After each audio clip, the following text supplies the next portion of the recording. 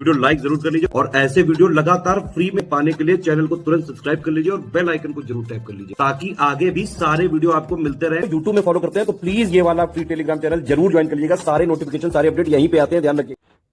नमस्कार दोस्तों, एईडीओ के लिए फुल लेंथ टेस्ट मैं आपके लिए ले आया हूँ। स्टडी फॉर सिविल सर्विसेज का एकदम लेटेस्ट ट्रेंड और पैटर्न के अनुसार ये चीज़ें हैं जो बहुत ही महत्वपूर्ण है आपके एग्जाम के लिए। आपकी एग्जाम डेट भी अब आ गई है, 10, 11, 12, 13 और 15, 16 है ना। और जिसने फॉर्म नहीं भरा है आपको 15 दिसंबर तक फॉर्म भरने का फिर से मौका दे दिया गया है। तो अगर आपके पास ग्रेजुएशन है तो इस फॉर्म को भर लीजिए, बहुत बढ़िया नौकरी है, कोई मेन सेंस नहीं है, एक ही पेपर होना है ना। तो 200 नंबर का जिससे मेरिट बननी है, एक पेपर क्वालिफाइंग है सिर्फ। तो पैटर्न मैंने बताया हुआ है, आपको भी पैटर्न पता होगा। प्लीज़ इसको फॉर्म को भर दीजिए और ये पूरी तैयारी स्टडी फॉर सिविल सर्विसेज पे आप कर सकते हैं। टेस्ट सीरीज भी मिल जाएगी, स्टडी मटेरियल भी मिल जाएगा। चलिए, सबसे पहला है संविधान का कह रहा भाग 21 कुछ राज्यों के लिए विशेष व्यवस्थाओं से संबंधित है, यानी स्पेशल प्रोविजंस देता है। और मूल संविधान यानी ओरिजिनल कॉन्स्टिट्यूशन में इन राज्यों के लिए ऐसे विशेष प्रावधानों का उल्लेख नहीं था, कह रहा है जब संविधान बना। तो इसमें कौन सा सही है भाई? तो यहाँ पे आप देखेंगे दोनों स्टेटमेंट सही हो जाएंगे, क्योंकि देखिए सबसे पहले अगर मैं बात करूँ पहले स्टेटमेंट की तो पार्ट 21 में दिया हुआ है विशेष यानी अस्थायी संक्रमणकालीन और विशेष प्रावधान, यानी इंग्लिश में कहें तो टेम्परेरी ट्रांजिशनल स्पेशल प्रोविजंस दिए हुए हैं कुछ राज्यों को। अब ये अनुच्छेद किस में आते हैं? 371 से 371 जे तक में, है ना। 371 से 371 जे तक में आते हैं। महाराष्ट्र, गुजरात, नागालैंड, असम, मणिपुर, आंध्र प्रदेश, तेलंगाना, ये सब ठीक है। ये आपने पढ़ा होगा। मिजोरम जैसे 371 जी है, मणिपुर 371 सी आ जाता है ना। तो ये चीज़ें आपको देखनी होंगी। और ओरिजिनली कॉन्स्टिट्यूशन में नहीं था, क्योंकि सिर्फ जम्मू कश्मीर को 370 के तहत दिया गया था टेम्प्रेरी स्टेटस, बाकी सबको बाद में दिया गया है ना, कॉन्स्टिट्यूशन अमेंडमेंट बाद में कर करके। तो दोनों यहाँ सही हो जाएंगे। अगला देखें, ऋग्वेद का निम्नलिखित में से कौन सा मंडल अत्रि ऋषि से संबंधित है? Which of the following mandal of Rigveda is related to sage Atri? चौथा, पांचवा, छठा या आठवां? तो ऋग्वेद का कौन सा मंडल अत्रि ऋषि से संबंधित है? तो ऋग्वेद का जो पांचवा मंडल है वो अत्रि ऋषि से संबंधित है। ऋग्वेद का कौन सा मंडल? पांचवा मंडल जो है वो संबंधित है अत्रि ऋषि से। फिर कह रहा है निम्नलिखित विकल्पों में से कौन सा विकल्प सही नहीं है? Which is not correct. Bihar राज्य की जो पश्चिमी सीमा है उत्तर प्रदेश से है, बिहार के उत्तर में नेपाल है, बिहार के पूर्व में पश्चिम झारखंड राज्य है, और उपयुक्त सभी सही है। तो कौन सा यहाँ पे सही नहीं है ये बताना है। तो ऑब्वियसली भाई यहाँ पे आपको पता चल जाएगा ये गलत हो जाएगा। भाई बिहार है, बिहार के कह रहे हैं पूर्व में, पश्चिमी झारखंड है तो पश्चिम झारखंड कहाँ हो जाएगा भाई? पूर्व में, है ना। बिहार के पूर्व में क्या हो जाएगा आपके? बिहार के पूर्व में आपको देखने को मिलेगा पश्चिम बंगाल राज्य, है ना। क्या देखने को मिलेगा? पश्चिम बंगाल राज्य। और दक्षिण में देखने को मिलेगा आपके झारखंड, दक्षिण में यानी साउथ में आपको झारखंड देखने को मिलेगा बिहार के, और पूरब में वेस्ट बंगाल। ठीक है, तो ये मैप अगर देखा होगा तो आप बता लोगे। फिर कह रहा बिहार में हिंदी भाषा शैक्षिक और आधिकारिक मामलों के लिए इस्तेमाल की जाने वाली भाषा है, जबकि डैश में बिहार की दूसरी आधिकारिक भाषा का दर्जा उर्दू को प्रदान किया गया। तो बिहार में हिंदी भाषा है और उर्दू को दूसरी राजभाषा का आधिकारिक दर्जा कब प्राप्त हुआ था? जैसे उत्तर प्रदेश में भी है। तो ये मिला था बिहार में 1981 में। कब मिला था? 1981 में। 5 स्टार क्वेश्चन आने के चांसेस बहुत बहुत बहुत ज़्यादा है। ठीक है, अगला देख लेते हैं। मिलान करना होगा। ये भारत के प्रमुख प्राक सैंधव स्थल यानी प्री सैंधव साइट्स हैं, जैसे राजस्थान, पंजाब, हरियाणा, गुजरात। सोथी, भिराना, रोहिल और कुंतासी, है ना। ये प्राक सैंधव स्थल है, यानी सिंधु से भी पहले। तो मिलान करिए इसका क्या सही होगा। तो सबसे पहले अगर हम लोग देखें सोथी, तो सोथी तो राजस्थान में देखने को मिलेगा। कहाँ पे हो जाएगा? राजस्थान में। और भिराना की बात करें तो ये हरियाणा में। भिराना कहाँ देखने को मिलेगा? हरियाणा में। ठीक है, भिराना कहाँ हो जाएगा? हरियाणा हो जाएगा। और रोहिल की बात करें अगर, तो ये हमें कहाँ देखने को मिलेगा? तो रोहिल देखने को मिलेगा पंजाब में, है ना। रोहिलखंड वगैरह भी सुने होंगे आप, वो तो इधर हो गया आपके छत्तीसगढ़ साइड, पर रोहिल जो प्लेस हो गया ये पंजाब हो गया। कुंतासी हो गया गुजरात। कुंतासी क्या हो गया? गुजरात। यानी आपका ऑप्शन ए सही हो जाएगा। ठीक है, फिर कह रहा है किस प्रक्रिया में किसी व्यक्ति की विशिष्ट पहचान उसके डीएनए अनुक्रम के आधार पर की जाती है? In which process is an individual unique identity determined based on their DNA sequence. तो ये डीएनए प्रतिकृति होती है, डीएनए फिंगरप्रिंटिंग या जीन क्लोनिंग या प्रोटीन सिंथेसिस। तो ये बहुत ही इंपॉर्टेंट प्रक्रिया है डीएनए फिंगरप्रिंटिंग, है ना, या इसे डीएनए प्रोफाइलिंग भी बोला जाता है। ठीक है, किसी व्यक्ति की विशिष्ट पहचान जो है उसके डीएनए अनुक्रम से करते हैं। इसके बाद है चुंबकीय अनुनाद इमेजिंग यानी एमआरआई जांच, आपने कभी कराई होगी एमआरआई जांच। ये तकनीक एक्सरे की तुलना में किस प्रकार से भिन्न है? इसमें विकिरण का उपयोग नहीं होता है यानी रेडिएशन का इस्तेमाल नहीं होता है, इसमें केवल हड्डियों की छवियां मिलती हैं, यह केवल हृदय की धड़कन मापती है और इसमें अल्ट्रासोनिक तरंगों का प्रयोग होता है। तो देखिए एमआरआई जो है, एमआरआई ये रेडिएशन का इस्तेमाल नहीं करती, जैसे एक्सरे में रेडिएशन का इस्तेमाल होता है, इसमें विकिरण का उपयोग नहीं होता है। चुंबकीय अनुनाद जो इमेजिंग है ये एक्सरे से इसलिए आप कह सकते हो भिन्न, क्योंकि इसमें जो आयनकारी विकिरण होता है ना, आयनाइजेशन रेडिएशन, उसका इस्तेमाल हम नहीं करते हैं। ठीक है, मतलब एमआरआई एक तरह से जो मैग्नेटिक फील्ड्स हैं वो प्रोड्यूस करते हैं इमेज को जनरेट करने के लिए। फिर गुजरात का मैदान भौगोलिक दृष्टि से किस क्षेत्र के पूर्व में स्थित है? Geographically the Gujarat plain is located to east of which region? Kutch और काठियावाड़, अरावली और साबरमती, गिरनार पर्वत और कच्छ, या तापी और माही घाटी? तो गुजरात प्लेन कहाँ पे है ये आपको बताना है। तो गुजरात जो का मैदान जो है ये आपको कच्छ और काठियावाड़ के कहाँ देखने को मिलेगा? पूरब में, है ना। कच्छ और काठियावाड़ जो है उसके पूरब में गुजरात प्लेन्स देखने को मिलेगा आपको। ठीक है। अलाउद्दीन खिलजी के शासनकाल में किसानों से भू राजस्व के रूप में उपज का लगभग कितना वसूला जाता था? अलाउद्दीन खिलजी जो है कितना लेता था भाई लैंड रेवेन्यू का? 1/3, 2/5, हाफ या 3/4? तो अलाउद्दीन खिलजी कितना लेता था? ये भू राजस्व का आधा जो है वो लेता था। कितना? भू राजस्व का 50%। ठीक है दोस्तों, हमारे बीपीएससी एईडीओ के लिए मैंने बताया ना, अगर आप सिलेक्शन लेना चाहते हैं तो एससीएस का सिलेक्शन मटेरियल पढ़ के, पेड ग्रुप रिकॉर्डेड वीडियो से पढ़ के, एससीएस पेड क्विज और टेस्ट सीरीज, इतना अगर आप कर लेते हैं तो आप आराम से पेपर को निकाल सकते हैं। सिर्फ स्टडी मटेरियल चाहते हैं वो भी मिल जाएगा आपको, है ना। जीएस का और संपूर्ण जीएस एप्टीट्यूड पूरा टेस्ट सीरीज क्विज सारी सुविधाएं हैं। इन नंबरों पर कॉन्टैक्ट करके आप संपूर्ण तैयारी कर सकते हैं। या हमारी ऐप में टेस्ट सीरीज चल रही है, ज्ञान सर एजुकेशन ऐप में अनलिमिटेड अटैम्प्ट है, आराम से जाइए, हॉक के टेस्ट को अटैम्प्ट करिए, फुल एक्सप्लेनेशन भी वहाँ मिलेगी आपको। ठीक है, तो रिकॉर्डेड क्लासेस भी हैं, बहुत सारी सुविधाएं आपको दी गई हैं। भारतीय संविधान का कह रहा कौन सा अनुच्छेद उच्च न्यायालय को मौलिक अधिकारों और अन्य कानूनी अधिकारों के प्रवर्तन हेतु रिट जारी करने की शक्ति देता है? यानी हाई कोर्ट को रिट पावर किस में दी गई है, ये आपको सिंपल सी चीज़ बतानी है। हाई कोर्ट की रिट पावर किस में है? 32, 136, 226 या 227? तो बहुत ही इंपॉर्टेंट आर्टिकल है, पूछे जाने के चांस बहुत ज़्यादा है। हाई कोर्ट की जो रिट पावर है वो आर्टिकल 226 में है और सुप्रीम कोर्ट की जो रिट पावर है वो आर्टिकल 32 में है। इसके बाद निम्नलिखित में से कौन सा यौगिक ऑक्सीजन का स्रोत बन सकता है और कैथोड रे ट्यूब व कांच उद्योग दोनों में प्रयुक्त होता है? Which of the following compound can act as a source of oxygen and is used in both cathode ray tubes and glass industries?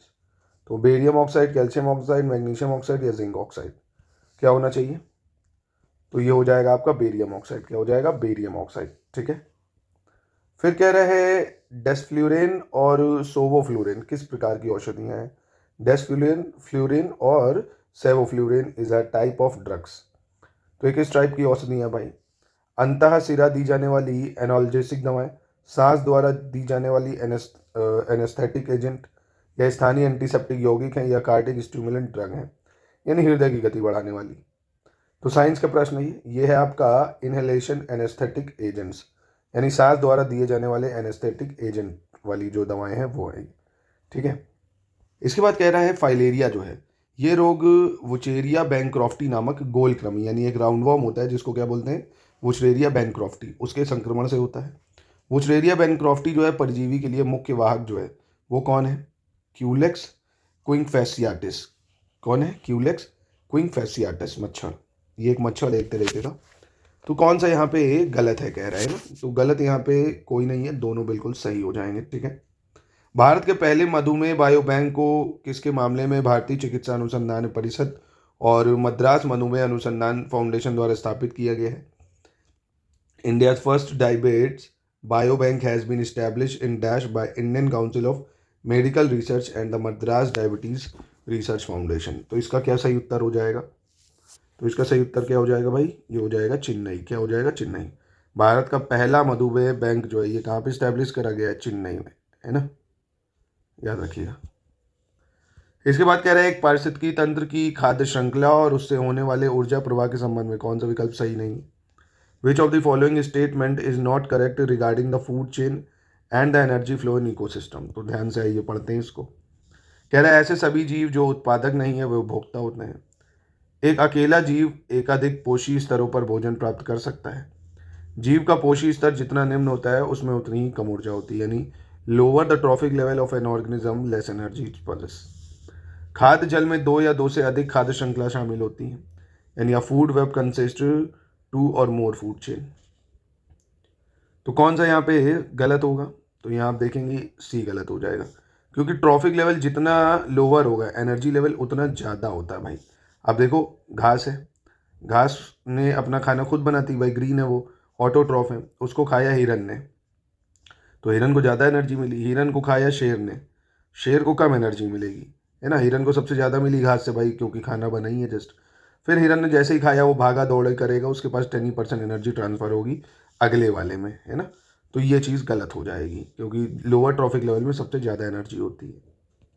Question number 16 देखते हैं। निम्नलिखित में से क्षेत्रफल की दृष्टि से कौन सा भारत का सबसे बड़ा बाघ अभ्यारण्य है? लार्जेस्ट टाइगर रिजर्व पार्क कौन सा है इंडिया में? मयूरभंज, या कतनिया घाट, या नागार्जुन सागर श्री सलेम, या गिर फॉरेस्ट सेंचुरी। तो सबसे बड़ा टाइगर रिजर्व कौन सा है भारत का? तो ये नागार्जुन सागर श्री सलेम। कौन है? नागार्जुन सागर श्री सलेम। ये सबसे बड़ा, ये है कहाँ पे? आंध्र प्रदेश और तेलंगाना दोनों ही में फैला है, आंध्र प्रदेश प्लस तेलंगाना, ठीक है। कृष्णा नदी के आसपास स्थित है, ये याद रखिएगा। ये भारत का सबसे बड़ा टाइगर रिजर्व है। कौन सा? नागार्जुन सागर श्री सलेम। पटना के कुम्हरार में पाए गए 80 स्तंभों वाले हॉल के अवशेष किस काल से संबंधित है? The remains of 80 pillared hall found at Kumhrar in Patna belongs to which period? Guptas, Maurya, Shunga, या कुशानास। तो ये किससे संबंधित है? ये संबंधित है मौर्य काल से। किससे संबंधित है? मौर्य काल से, ठीक है। फिर कह रहे हैं निम्नलिखित कथनों पर विचार करो। Question number 18। होण भारत के मूल निवासी थे। होणों का प्रथम आक्रमण गुप्त सम्राट स्कंदगुप्त के शासनकाल में हुआ। तो इसमें से कौन सा कथन सही नहीं है, मतलब गलत है, बताना है। तो बहुत ही आसान है, आप बता सकते हो। हुन वर ओरिजिनल इनहेबिटेंट्स ऑफ इंडिया, गलत भाई। तुम वहाँ से आए थे ना, सेंट्रल एशिया से, कह सकते हैं मध्य एशिया से, एक ट्राइब्स की तरह थे, नोमैडिक ट्राइब्स, खाना बदो, जो एक जगह से दूसरी जगह जाते हैं। तो मूल निवासी नहीं थे, पर हाँ इनका पहला आक्रमण जो है वो स्कंदगुप्त के शासनकाल में हुआ था, ये ठीक है। तो यानी गलत पूछ रहा है तो पहला गलत हो जाएगा।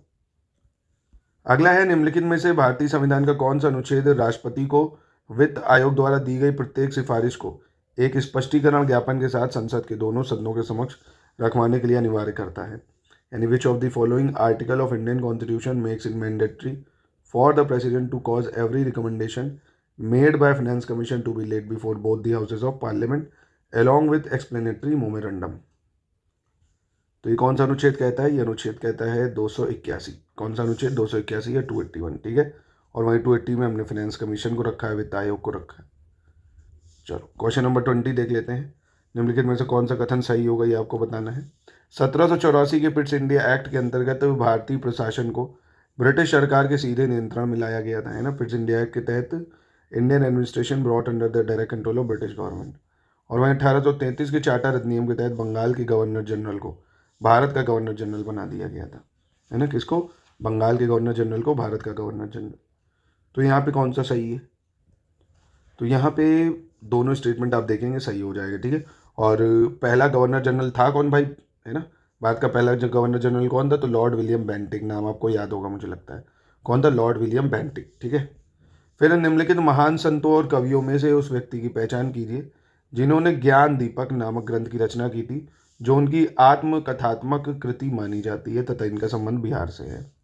Identify the saint and poet among the following who authored the book Gyan Deepak. क्या होगा इसका सही आंसर? सलार मसूद गाजी, इमाम साफकी, दरिया साहेब, या शेख अब्दुल कादिर जिलानी। तो ये कौन था भाई? ये थे दरिया साहेब। कौन हो जाएंगे? दरिया साहेब, ठीक है। बैक्टीरिया में कोशिका विभाजन की प्रक्रिया में जेड रिंग का निर्माण किस प्रोटीन द्वारा किया जाता है? Which protein form the Z ring during cell division in bacteria?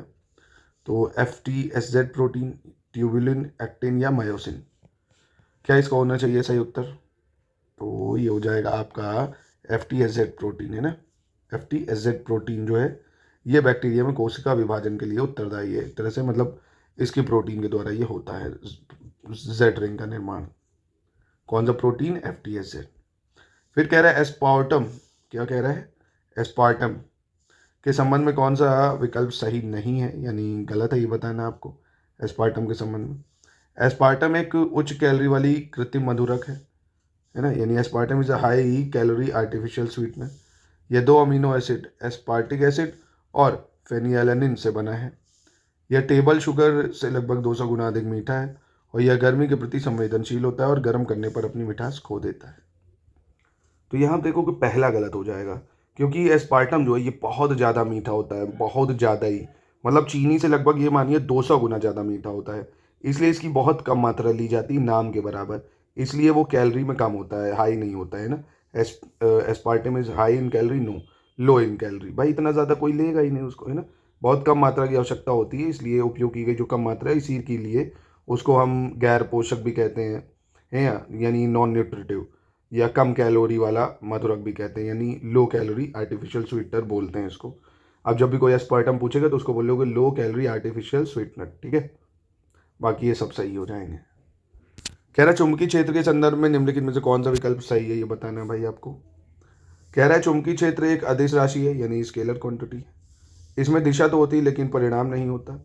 इसकी दिशा उत्तर से दक्षिण की ओर है, यानी नॉर्थ से साउथ में है।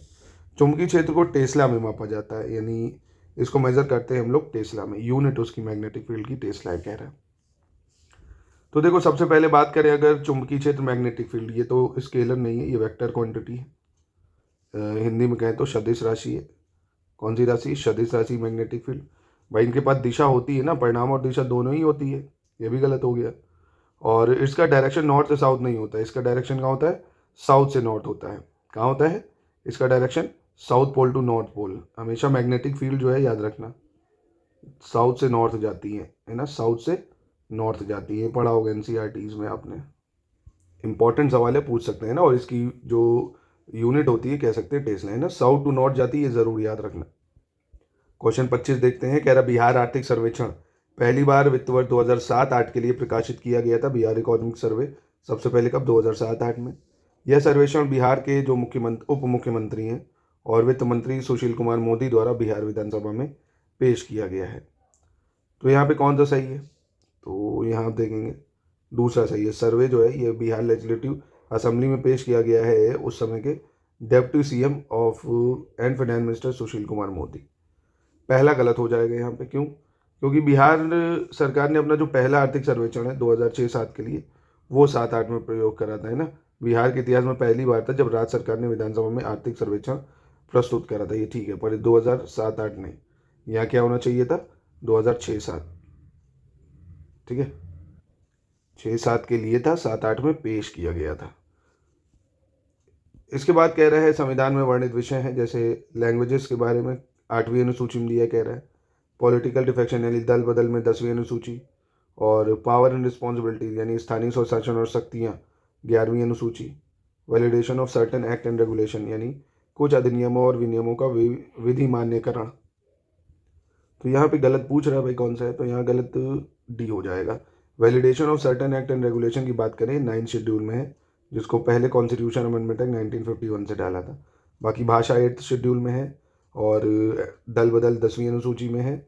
लोकल गवर्नमेंट 11th शेड्यूल में कह सकते हो आप, ठीक है। 12th शेड्यूल में म्यूनसिपैलिटीज़ है, नगर पालिकाएँ जिसको कहते हैं आप। फिर कह रहे हैं जब पृथ्वी की सतह जो है सूर्य से प्राप्त ऊष्मा को वापस अंतरिक्ष में भेजती है तो यह किस रूप में विकिरणित होती है?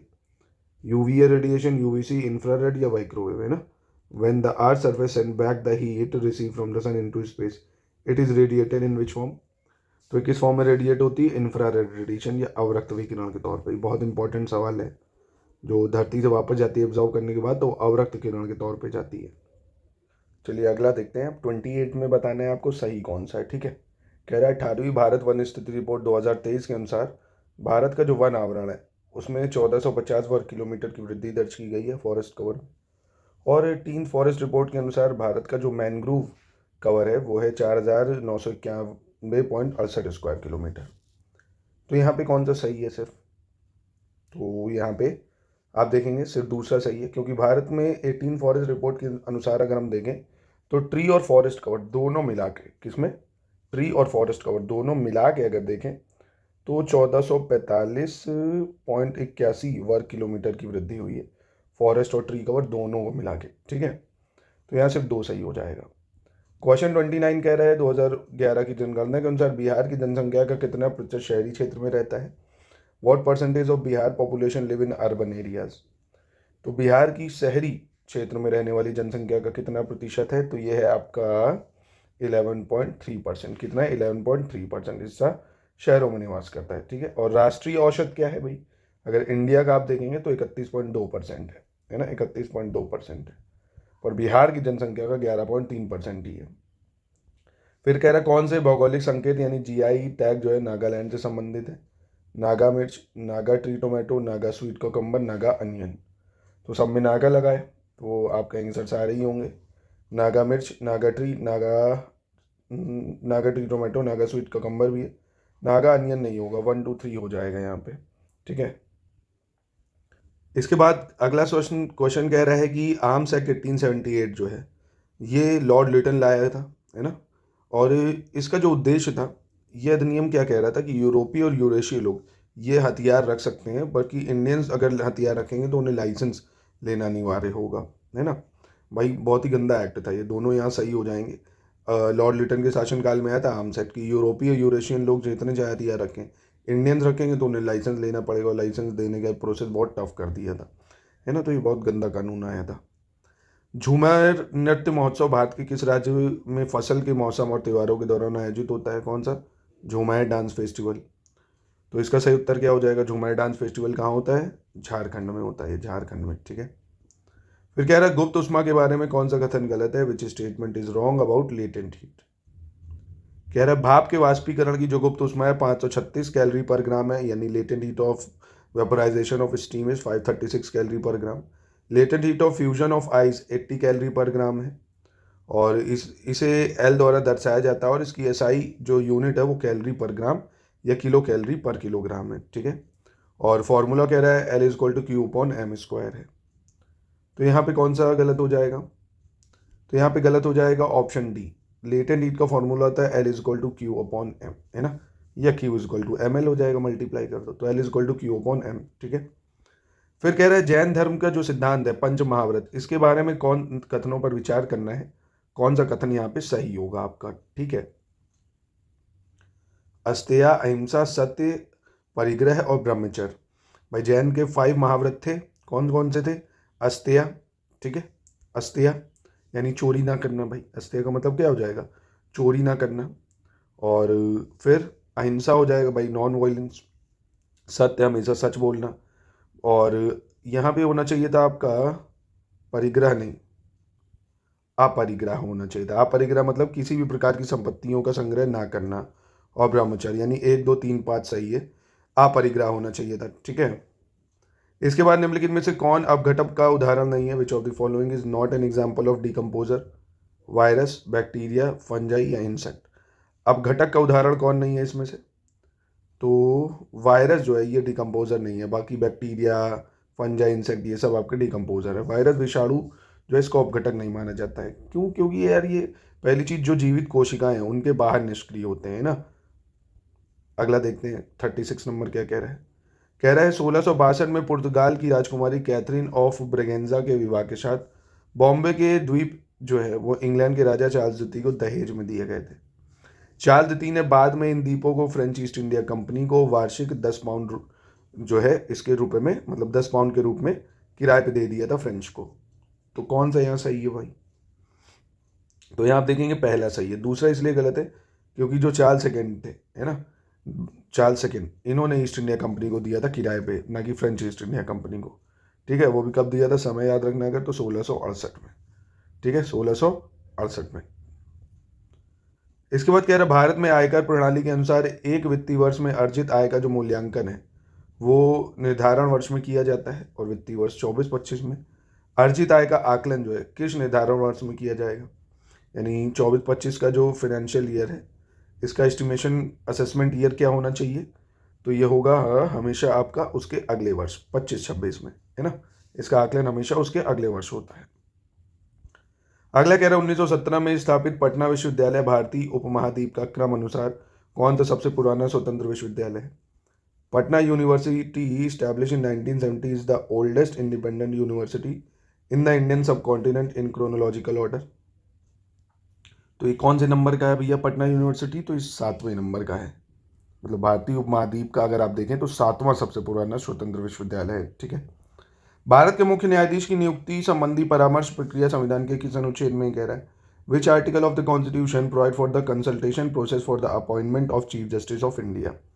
तो चीफ जस्टिस ऑफ इंडिया इसके अपॉइंटमेंट का जो कंसल्टेशन का प्रोसेस है वो कौन से आर्टिकल में दिया हुआ है? तो आर्टिकल 124 क्लॉज 2 में दिया हुआ है। ठीक है, किस में दिया है? 124 क्लॉज 2 में दिया है। इसके बाद कह रहे हैं निम्नलिखित में से कौन सी नदी गंगा नदी की दाहिनी तट सहायक नदी नहीं है? Which of the following river is not the right bank tributary of Ganga river? तो ये गंगा की जो राइट बैंक ट्रिब्यूटरी है, ठीक है, राइट मतलब हो गया इधर वाली, लेफ्ट मतलब हो गया इधर की, तो राइट बैंक नहीं है कह रहा है। यमुना, तमसा, गोमती या कर्मनाशा? तो गोमती जो है भाई ये लेफ्ट बैंक ट्रिब्यूटरी है। गोमती कौन सी है? लेफ्ट बैंक ट्रिब्यूटरी हो जाएगी गोमती भाई। लखनऊ, सुल्तानपुर यहाँ बहती हुई है ना, गंगा को गाजीपुर में ज्वाइन कर लेती है ये। तो इसके बाद कह रहा है उत्तरी भूमध्य रेखी महासागरीय धारा के संदर्भ में निम्नलिखित कथनों पर विचार करना है।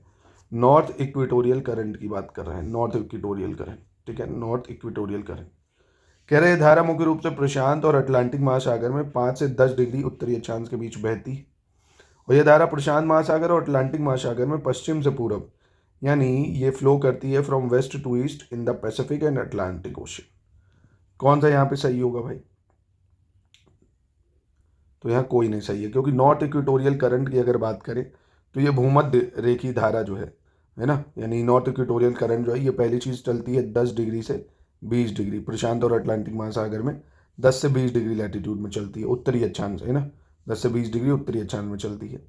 और दूसरा भी गलत हो जाएगा क्योंकि ये पूरब से पश्चिम की ओर बहती है, ना कि पश्चिम से पूरब की ओर, है ना, पूरब से पश्चिम की ओर बहने वाली दिशा है ये। तो यहाँ दोनों गलत हो जाएंगी। इसके बाद भारत सरकार ने संविधान दिवस के रूप में 26 नवंबर को मानने का निर्णय किस वर्ष लिया है भाई? कि हम लोग 26 नवंबर को कॉन्स्टिट्यूशनल डे मनाएंगे। तो ये हमने कब निर्णय लिया है? ये हमने निर्णय लिया है 2015 को, 2015 को। ठीक है। फिर कह रहे हैं इनमें से कौन सी तिथि को त्रिपुरा को केंद्र शासित प्रदेश से पूर्ण राज्य का दर्जा दिया गया था? On which of the following dates was Tripura given the status of full state from a union territory? यानी त्रिपुरा को फुल फ्लेज स्टेट का दर्जा कब मिला है? तो कब मिला है इनमें से क्या सही होगा? त्रिपुरा को राज्य का दर्जा 21 जनवरी 1972 को। कब मिला? 21 जनवरी 1972। फिर कह रहा भारतीय संविधान में राष्ट्रीय आपातकाल के दौरान नागरिकों के लिए कौन से अनुच्छेद संरक्षित हैं? यानी which article are protected for civilians during an emergency? 19-21, 16-21, 20-21 या 19-20? इंपॉर्टेंट है ये। देखिए अनुच्छेद 359 ये कहता है कि जब भी नेशनल इमरजेंसी लगेगी तो 20 और 21 इसको छोड़ के सारे फंडामेंटल राइट्स को निलंबित कर दिया जाएगा, है ना। तो 20 और 21 जो है ये संरक्षित रहते हैं, 20 और 21। बैक्टीरिया को किस जगत या किस किंगडम के अंतर्गत वर्गीकृत किया जाता है? Bacteria are categorise under which of the following kingdom? तो फंजाई, प्रोटिस्टा, एनिमीलिया या मोनेरा? तो बैक्टीरिया किसके अंतर्गत आता है? किंगडम मोनेरा के अंतर्गत आता है ना। किसके अंतर्गत आता है? मोनेरा के अंतर्गत। इसके बाद कह रहा है कौन सा मंदिर तमिलनाडु में स्थित नहीं है? Which of the following temple is not situated in Tamil Nadu?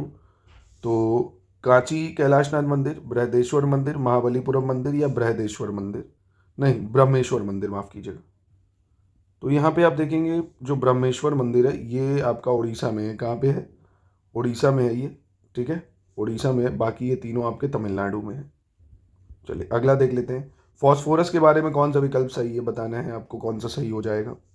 Phosphorus एक स्थिर तत्व है जो प्रकृति में स्वतंत्र रूप से पाया जाता है, यानी स्टेबल एलिमेंट है। फॉस्फोरस जीवित जीवों के लिए एक आवश्यक तत्व नहीं है भाई कह रहे हैं। फॉस्फोरस एक अत्यधिक प्रतिक्रियाशील अधातु है और केवल संयुक्त अवस्था में पाया जाता है, यानी कंबाइन स्टेट में पाया जाता है। हड्डी की राख में फॉस्फोरस 20% से कम होता है। Phosphorus content in bone ash is less than 20%। तो यहाँ कौन सा सही हो जाएगा इसको देखते हैं। तो यहाँ आप देखेंगे सिर्फ और सिर्फ सी सही है। Phosphorus is highly reactive, non metal and is found in only combine state. ठीक है, सिर्फ सी वाला यहाँ पे आपका सही होगा, क्योंकि देखिए हड्डी की राख फॉस्फोरस नहीं, हड्डी की राख जो होती है मुख्य रूप से कैल्शियम से बनी होती है ना, हड्डी की राख कैल्शियम से बनी होती है। अगला देखते हैं, इसका मिलान करना है। 1857 की क्रांति के नेता कौन कहाँ से देख रहा था? जैसे कुंवर सिंह, तात्या टोपे, बेगम हजरत महल और बख्त खान।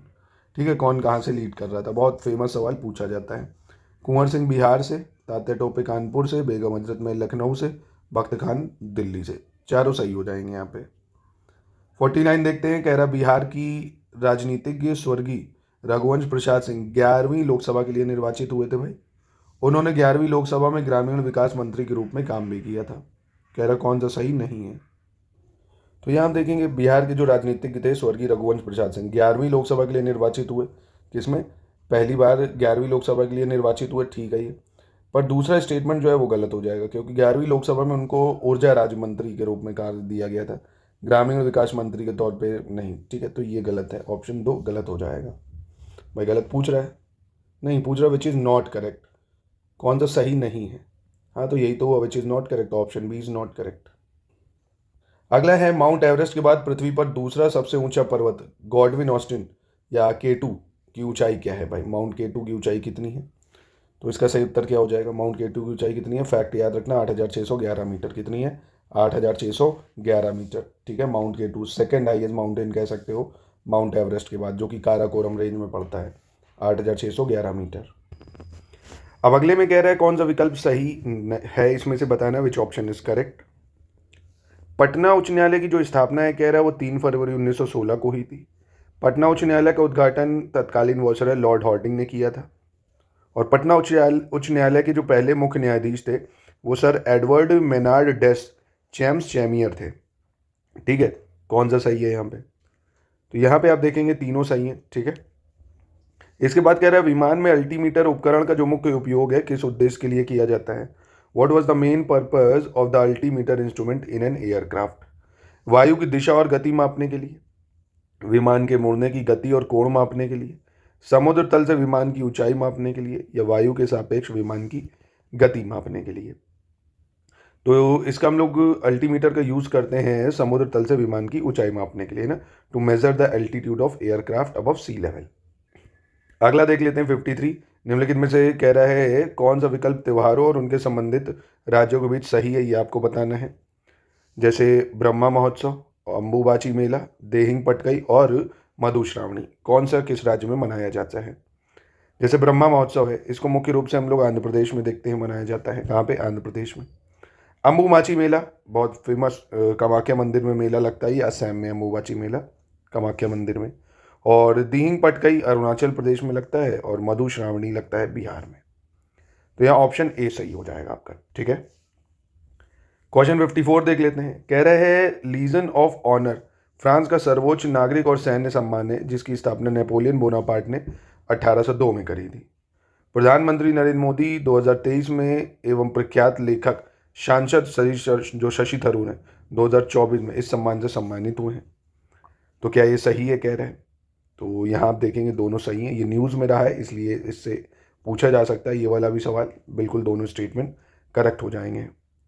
इसके बाद कह रहा है समिति है और ये उसके वर्ष हैं, है ना। बलवंत राय मेहता कमेटी, अशोक मेहता कमेटी, जीवी राव और एलएम सिंघवी कमेटी। इनके ईयर को मैच करना है आपको। जैसे बलवंत राय मेहता कमेटी जो है ये बनी थी आपकी कब? 1957 में। कब बनी थी? 1957 में। और अशोक मेहता कमेटी उसके 20 साल बाद बनती है 1977 में। जीवी राव कमेटी बनती 1985 और एलएम सिंघवी कमेटी 1986। तो यहाँ पे ऑप्शन डी सही हो जाएगा आपका। ठीक है, फिर कह रहा है राइबोफ्लेविन किस प्रकार या किस विटामिन का वैज्ञानिक नाम है? Riboflavin is the scientific name of which vitamin? Vitamin B2, B5, B12 या B6? तो राइबोफ्लेविन जो है ये किसका नाम है? राइबोफ्लेविन है विटामिन B2 का नाम, है ना। राइबोफ्लेविन किसका नाम है? विटामिन B2 का नाम है। और वहीं विटामिन B5 का अगर नाम पूछ लेगा तो क्या है? पेंटोथोनिक एसिड, है ना। B6 का क्या हो जाएगा? B6 का है पायरिडॉक्सिन और B12 का साइनोकोबैलामिन। चलिए अगला देख लेते हैं। कह रहे हैं निम्नलिखित में से कौन सा विकल्प न्यूटन की गति के दूसरे नियम की व्याख्या कर सकता है? तो बस रुकने पर यात्रियों का आगे झुकना, मेज पर किसी किताब का लंबे समय से स्थिर रहना, अंतरिक्ष में फेंकी गई गेंद की वेग, या कराटे खिलाड़ी द्वारा ईंट तोड़ना। न्यूटन का दूसरा गति का नियम कौन सा है यहाँ पे? भाई दूसरा गति का नियम कौन सा है? Action reaction. तो ये हो गया ना कि आप कराटे की खिड़की द्वारा ईंट तोड़ना है ना। क्योंकि बस के रुकने पर आगे झुकने न्यूटन का पहला लॉ। अंतरिक्ष में जो फेंकी गई गेंद का वेग जो है ये क्या है? ये भी फर्स्ट लॉ कह सकते हो आप। मतलब कोई चीज़ स्टेबल है, स्टेबल ही रहेगी, कोई चीज़ चल रही है, चलती रहेगी जब तक उस पर एक्सटर्नल फोर्स न लगे, पहला कहता है ना। तीसरा एक्शन रिएक्शन का है, माफ कीजिएगा। दूसरा क्या कहता है, दूसरा जो है ये मोमेंटम पे आधारित है ना, force is equal to mass into acceleration पे आधारित है डायरेक्टली। ठीक है, कि जब भी किसी वस्तु पर बल लगाया जाता है तो उसके द्रव्यमान और त्वरण के गुणनफल के अनुपाती होती है ना। तो कराटे खेल के द्वारा जो तोड़ा जाएगा वो बहुत कम समय लेगा इसमें, तो दूसरा नियम पे आधारित है ये। ठीक है, और रॉकेट वॉकेट जो चलते हैं न्यूटन के तीसरे नियम पे, एक्शन रिएक्शन। क्वेश्चन 58 देख लेते हैं, इसको क्या कह रहा है 58 में। 58 में आपको बताना है कौन सा क्वेश्चन सही होगा। कह रहे हैं यह सबसे ठंडा ग्रह और सबसे तेज हवा वाला ग्रह है। यह हमारे सौर मंडल का एकमात्र ऐसा ग्रह जो नंगी आंखों से दिखाई देता है, यानी आप देख सकते हो इसको। और यह एक बर्फीला विशालकाय ग्रह है और वॉयजर 2 वहाँ जाने वाला एकमात्र अंतरिक्ष यान है। तो ये कौन सा है भाई, तो ये कौन सा प्लैनेट है, ये है नेपच्यून, या क्या कह सकते हो आप इसको, वरुण। ठीक है, चलो अगला देख लेते हैं। गंगा नदी के संबंध में निम्नलिखित में से कौन सा कथन गलत है। Which of the following statement are incorrect regarding Ganga river. Ganga नदी को भारत की राष्ट्रीय नदी घोषित किया गया है। गंगा नदी को 2009 में राष्ट्रीय नदी घोषित किया गया था और गंगा नदी की लंबाई 2525 किलोमीटर है। यह गंगोत्री से निकलती है और बंगाल की खाड़ी में गिर जाती है। तो यहाँ पे गलत कौन सा हो जाएगा आपका, तो यहाँ पे गलत हो जाएगा आपका ऑप्शन बी, क्योंकि गंगा नदी जो है इसको 2008 को राष्ट्रीय नदी घोषित किया गया था, 2008 को। ठीक है, फिर कह रहा है निम्नलिखित में से कौन सी पुस्तक अमर्त्य सेन द्वारा लिखी गई है भाई, है ना। अमर्त्य सेन जो है इन्होंने कौन सी पुस्तक लिखी है, इकोनॉमिक्स इन वन लेसन, या disorder through times in 21st century, work pray code, या होम इन द वर्ल्ड। ठीक है, तो यहाँ पे कौन सा जो है वो सही होना चाहिए, तो ये होम इन द वर्ल्ड है ना। अमर्त्य सेन की पुस्तक है ये, होम इन द वर्ल्ड। ठीक है, फिर कह रहे हैं निम्नलिखित में से कौन सा एक प्रत्यक्ष कर नहीं है। Which of the following is not a direct tax. कौन एक प्रत्यक्ष कर नहीं है, व्यक्तिगत आयकर यानी पर्सनल इनकम टैक्स, उपहार टैक्स यानी गिफ्ट टैक्स, जीएसटी, या कॉरपोरेशन टैक्स। तो कौन सा डायरेक्ट टैक्स नहीं है, डायरेक्ट टैक्स नहीं है आपका इसमें से जीएसटी। ये इनडायरेक्ट टैक्स है भाई, है ना, इनडायरेक्टली वसूला जाता है। हम आपने कोई प्रोडक्ट थोड़ी बनाया, हमने तो खरीदा तब देना पड़ा, उसके भी आप पे दूसरे को देना पड़ा, उसके भी आप पे जो बना रहा उसने दिया, है ना। तो इनडायरेक्ट टैक्स है जीएसटी। 62 नंबर देख लेते हैं। निम्नलिखित में से कौन से अनुच्छेद में बताया है कि मंत्रिपरिषद सामूहिक रूप से लोकसभा के प्रति उत्तरदायी होगी, यानी which of the following article state that council of minister shall be collectively responsible to the Lok Sabha. बहुत इंपॉर्टेंट आर्टिकल है, बहुत ज़्यादा, इसके पूछने के चांसेस बहुत ज़्यादा हैं। आर्टिकल 75। ठीक है, एक चीज़ याद रखना, काउंसिल ऑफ मिनिस्टर सिर्फ और सिर्फ लोकसभा के प्रति जिम्मेदार होती है ना, कहीं लिखा हो पार्लियामेंट के प्रति या राज्यसभा, नहीं, सिर्फ लोकसभा के प्रति। फिर कह रहा है निम्नलिखित में से कौन सा उत्तर भारत का पहला मंदिर है जिसमें शिखर बनाया गया था। विच of the following is the first temple in north India in which Shikhar was built. तो सबसे पहले शिखर कहाँ पे बनाया गया था, बलदेव दाऊजी मंदिर, या दशावतार मंदिर, द्वारकाधीश मंदिर, या काशी विश्वनाथ मंदिर। तो ये सबसे पहले बनाया गया था कहाँ पे, दशावतार मंदिर ललितपुर में। ठीक है, दशावतार मंदिर ललितपुर। आगे बढ़ने से पहले फिर से आपको जानकारी दे दें कि हमारे पेड ग्रुप्स जरूर ज्वाइन कर सकते हो आप। 10 से 11 जनवरी आपके पेपर की जो टाइम है बढ़ चुकी है 11, 12, 13, 15 से, तो आप पूरी तैयारी कर सकते हैं बचे समय में। स्टडी मटेरियल से लेके टेस्ट सीरीज और कोई से प्रैक्टिस करके कट ऑफ आराम से आप निकाल सकते हैं, है ना। हमारी ऐप को भी जाके टेस्ट अटेम्प्ट कर सकते हैं, वहाँ पे अनलिमिटेड अटेम्प्ट, शानदार टेस्ट हैं और रिकॉर्डेड क्लासेस भी वहीं मिल जाएंगी ज्ञान सर एजुकेशन ऐप पे।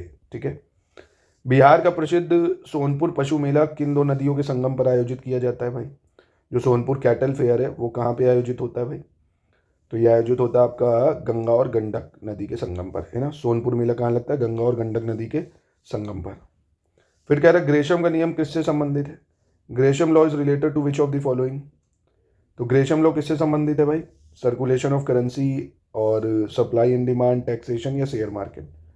तो ग्रेशम्स का लॉ जो है ये सर्कुलेशन ऑफ करेंसी से संबंधित है। ठीक है, सर्कुलेशन ऑफ करेंसी से। इसके बाद कह रहा बिहार विधानसभा में अनुसूचित जाति के उम्मीदवारों के लिए कितनी सीटें आरक्षित हैं।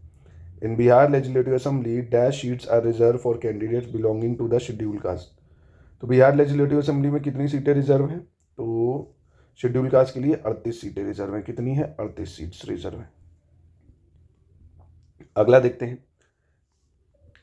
कह रहे निम्नलिखित में से कौन सी नदी दो सरिताओं चंद्र और भागा से बनती है, जो हिमाचल प्रदेश में केलोंग के पास तांडी में मिलती है, इसलिए इसे चंद्रभागा के नाम से भी जाना जाता है ना।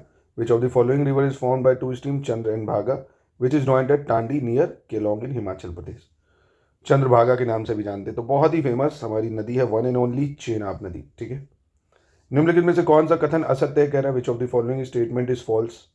भारत का सबसे उत्तरी बिंदु इंदिरा कौल है, भारत का सबसे पश्चिमी बिंदु गहिरमाथा है, सबसे पूर्वी बिंदु की बीतू है, या उपयुक्त में से कोई नहीं। तो यहाँ पे असत्य कौन सा हो जाएगा?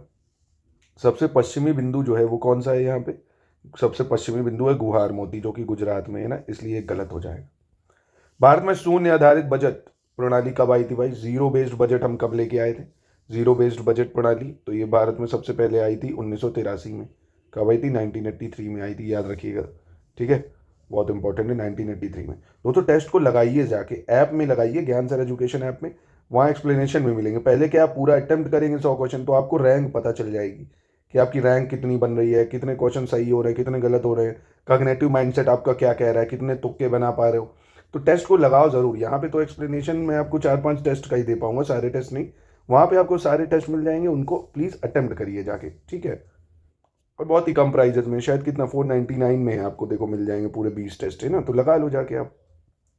अगला देख लो, निम्नलिखित में से किस देश का संविधान विश्व के सभी लिखित संविधान में सबसे लंबा है ना। रिटन कॉन्स्टिट्यूशन कौन सा है जो लेंथीएस्ट है भाई? ब्रिटेन, इंडिया, अमेरिका, रशिया में तो भाई भारत ही का है जो सबसे लंबा संविधान है। फिर कह रहा बलबन ने निम्नलिखित में से कौन सा विभाग बनाया था? विच of the following department was establish bye Balban? दीवाने अर्ज, दीवाने बंदगन, दीवाने कोही या दीवाने खैरात?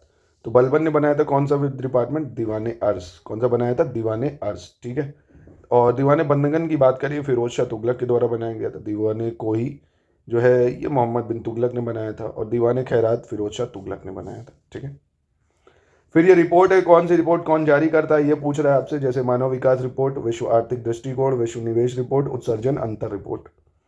ठीक है, इसको बताना है आपको। जैसे मानव विकास रिपोर्ट की अगर बात करें, ह्यूमन डेवलपमेंट रिपोर्ट, तो ये यूएनडीपी देता है। कौन देता है? यूएनडीपी, यानी संयुक्त राष्ट्र पर्यावरण कार्यक्रम। ठीक है, मानव विकास रिपोर्ट यूएनडीपी हो जाएगा आपका। और आईएमएफ जो है ये निकालता है विश्व आर्थिक दृष्टिकोण, है ना। आईएमएफ कौन निकालता है? विश्व आर्थिक दृष्टिकोण। विश्व निवेश रिपोर्ट निकाली जाती है किसके द्वारा भाई? ये निकाली जाती है United nation conference on trade development. और उत्सर्जन अंतर रिपोर्ट की अगर बात करें तो ये यूएनईपी निकालता है, यूनाइटेड नेशन एनवायरनमेंट प्रोग्राम। तो यहाँ पे ऑप्शन ए सही हो जाएगा। ठीक है, 73 2001 से 11 की जो जनसंख्या है उसमें बिहार की 10 की वृद्धि दर क्या है भाई? डिकेडल ग्रोथ रेट बिहार की क्या रही है 2001 से 11 के बीच में? तो ये रही है आपकी 25.42%। कितनी रही है? 25.42%। ठीक है, अगला देख लेते हैं, कौन सा पुनर्जागरण कालीन इतालवी कलाकार और बहुज्ञ जल को प्रकृति की प्रेरक शक्ति के रूप में वर्णित करने के लिए प्रसिद्ध है? Which Renaissance Italian artist and polymath is famous for describing water as the driving force of all nature? तो दंते एलिघियरी, Raphael Sanzio, Leonardo da Vinci या डोनाटेलो? तो ये है आपका लियोनार्डो दी विंची हो जाएगा आपका। ठीक है, 75 देख लेते हैं, 9वीं अनुसूची में शामिल किए गए सभी कानूनों की जो न्यायिक समीक्षा है वो की जा सकती है, कह रहा है। 9वीं अनुसूची को प्रथम संविधान संशोधन अधिनियम 1951 द्वारा भारतीय संविधान में जोड़ा गया है। तो भाई यहाँ पे कौन सा सही है? तो यहाँ पे आप कहेंगे नहीं, कौन सा सही नहीं है कह रहा है। तो पहला जो है सही नहीं, 9वीं अनुसूची के सभी कानूनों की न्यायिक समीक्षा नहीं हो सकती भाई। जो 1973 24 अप्रैल 1973 के पहले के जो कानून है उनकी न्यायिक समीक्षा नहीं हो सकती। उसके बाद जितने कानून इसमें जाएंगे उसकी न्यायिक समीक्षा होगी, क्योंकि 1973 में केशवानंदा भारती केस आया था, उसमें बोल दिया था कि जुडिशियल रिव्यू यानी न्यायिक समीक्षा जो है वो एक बेसिक स्ट्रक्चर है। ठीक है, इसलिए पहला सही नहीं होगा। कौन सा जानवर पांड्या राजवंश का प्रतीक था कह रहे हैं ना। एनिमल कौन सा है जो सिंबल था पांड्या डायनेस्टी का? तो ये था मछली, है ना। पांड्या डायनेस्टी का जो प्रतीक था, राजवंश का प्रतीक था जानवर, वो थी मछली। कह रहा है ईश्वर समिति का गठन किस मामले में अनुशंसा देने के लिए हुआ है? ईश्वर समिति जो है उसने किस मामले में रिकमेंडेशन दिया है? तो ये दिया है आयकर के लिए, है ना, इनकम टैक्स, उसके लिए इसको बनाया गया है। ठीक है, और इनकम टैक्स एक्ट आया कब था? अधिनियम 1961 में, ये भी याद रखना। अगला कौन सा सही नहीं है कह रहा है? Right to freedom, right to equality, right to constitutional remedy, right against exploitation. यानी राइट टू फ्रीडम कह रहा है 1922 में स्वतंत्रता का अधिकार, समानता का अधिकार 14 से 18, constitutional remedy 32, right against exploitation, ये आर्टिकल 23-24 में दिया हुआ है। किस में दिया है? 23-24 में दिया हुआ है। भारत में जीएसटी लागू होने का सुझाव किस समिति ने दिया था भाई? विच committee suggested the implementation of GST? ये इंपॉर्टेंट सवाल है, गुरु पूछ सकता है आपसे। जीएसटी इंप्लीमेंट करने के लिए किस कमेटी ने रिकमेंडेशन दी थी? तो विजय केलकर कमेटी। किसने? विजय केलकर कमेटी। इसके बाद कह रहा है कौन सा सही सुमेलित नहीं है? Which of the following is not correctly match?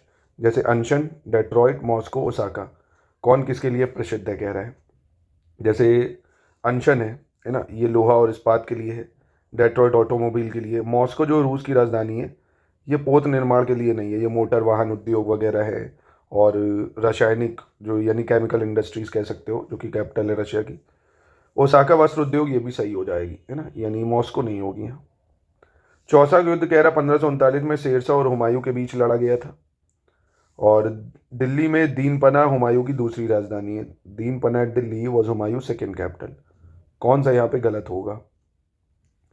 तो यहाँ आप देखेंगे गलत कोई नहीं है, दोनों बिल्कुल ठीक हो जाएंगे। क्वेश्चन 82, निम्नलिखित शासकों में से किसने पाटलिपुत्र को मगध की राजधानी बनाया? Who among the following rulers made Pataliputra the capital of Magadh? है ना, किस शासक या किस निम्नलिखित में से शासकों में से किसने पाटलिपुत्र को मगध की राजधानी बनाया था इसमें? तो बहुत ही इंपॉर्टेंट है, तो ये हो जाएगा आपका उदयन, है ना। उदयन ने पाटलिपुत्र को जो है राजधानी बनाया था। पाटलिपुत्र की स्थापना की बात करें तो वो किसने करी थी? तो वो अजातशत्रु ने करी थी, है ना। अगर पूछ लेगा अजातशत्रु, इसने पाटलिपुत्र की स्थापना करी थी। उदयन जो था वो भाई कौन था? उदयन अजातशत्रु का पुत्र था। उदयन क्या करेगा? राजधानी राजगिरी से पाटलिपुत्र स्थानांतरित कर देगा। मुगल बादशाह हुमायूं का पुस्तकालय देखने के लिए आप भारत में निम्नलिखित में से किस स्थान पर जाएंगे? है ना, which of the following place in India would you visit to see the library of Mughal emperor Humayun? तो इसकी लाइब्रेरी कहाँ पे है? मुगल एम्परर हुमायूं की, न्यू दिल्ली। ठीक है। मानव विकास सूचकांक ह्यूमन डेवलपमेंट इंडेक्स किन संकेतकों का उपयोग करता है? ये income level, education, condition of environment और लाइफ एक्सपेक्टेंसी। तो ये किस पे निर्भर करता है भाई? तो पहली चीज़ इनकम लेवल आपका, एजुकेशन क्या है और लाइफ एक्सपेक्टेंसी। 1 to 4, इन्वायरमेंट से कोई मतलब नहीं है। 85 में कौन सा सही सुमेलित नहीं है? Which of the following is not correctly match, ये आपको बताना है। धौलावीरा कच्छ जिले में, कालीबंगा हनुमानगढ़ जिले में, आलमगिरीपुर सहारनपुर जिले में, बनावली फतेहाबाद जिले में। तो कौन सा सही सुमेलित नहीं है ये बताना है। तो भाई आलमगिरीपुर जो है ये उत्तर प्रदेश के मेरठ में है। आलमगिरीपुर कहाँ पे है भाई? उत्तर प्रदेश के मेरठ में देखने को मिलेगा। ठीक है। इसके बाद कह रहा प्रवासी भारतीय सम्मान पुरस्कार प्रवासी भारतीयों को दिया जाने वाला सर्वोच्च सम्मान है। वर्ष 2025 के लिए प्रवासी भारतीय सम्मान पुरस्कार निम्नलिखित में से किस शहर में प्रदान किए गए थे? तो प्रवासी भारतीय सम्मान अवार्ड जो है हाईएस्ट ऑनर है, नॉन रेसिडेंट इंडियंस को दिए जाते हैं। 2025 में कहाँ पे दिए गए हैं? तो ये भुवनेश्वर में प्रदान करेंगे। ठीक है, भुवनेश्वर में। फिर कह रहा है फरवरी 2025 में निम्नलिखित में से किस भारतीय राज्य या केंद्र शासित प्रदेश में विधानसभा चुनाव हुए थे? फरवरी 2025 में कहाँ पे हुए थे भाई? बहुत ही आसान, दिल्ली में। और जो इस बार देखो बिहार इलेक्शन ज़रूर कवर करना। बिहार इलेक्शन से रिलेटेड भी टेस्ट के क्वेश्चंस आपको इसमें कराए जाएंगे। स्टडी फॉर सिविल सर्विसेज में बहुत सवाल पूछे गए, कौन कहाँ से जीता, कौन कहाँ से हारा, किसको कौन सा मंत्रालय मिला है, पूरा आपको कवर करना है। लोकसभा की सीट कितनी है, राज्यसभा की कितनी है, विधानसभा की कितनी है, विधान परिषद की कितनी है, और विधानसभा में भी कितनी एससी के लिए रिजर्व है, कितनी एसटी के लिए रिजर्व है, ये सब।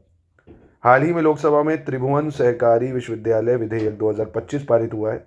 इस विधेयक के तहत सहकारी क्षेत्र में शिक्षा और प्रशिक्षण को बढ़ावा देने के लिए भारत का पहला राष्ट्रीय सहकारी विश्वविद्यालय किस राज्य में स्थापित करा गया है? तो ये किस राज्य में स्थापित करा गया है? ये करा गया है गुजरात में। कहाँ पे? गुजरात में। ठीक है। फिर कह रहा 22 मई 2025 को ब्रिटेन और मॉरिशस के बीच किस द्वीप समूह की संप्रभुता को लेकर एक समझौते पर हस्ताक्षर हुआ है? एग्रीमेंट साइन हुआ है between Britain and Mauritius over the sovereignty of which archipelago? तो बहुत इंपॉर्टेंट है, न्यूज़ में भी था ये था आपका चैगोस आर्कीपेलागो, चैगोस। ठीक है, ब्रिटेन और मॉरिशस के बीच में हुआ ये समझौता। फिर हाल ही में केंद्रीय सशस्त्र पुलिस बल की महिला अधिकारी गीता समोता ने माउंट एवरेस्ट फतेह कर पहली अधिकारी बनने का गौरव प्राप्त किया है। भारत सरकार के गृह मंत्रालय के अधीन काम करने वाले इनमें से किस सशस्त्र बल की महिला अधिकारी हैं वो, है ना? तो वो किसके अंतर्गत काम करती हैं? वो करती हैं CISPF के अंदर, CISF, central industrial security force. ठीक है।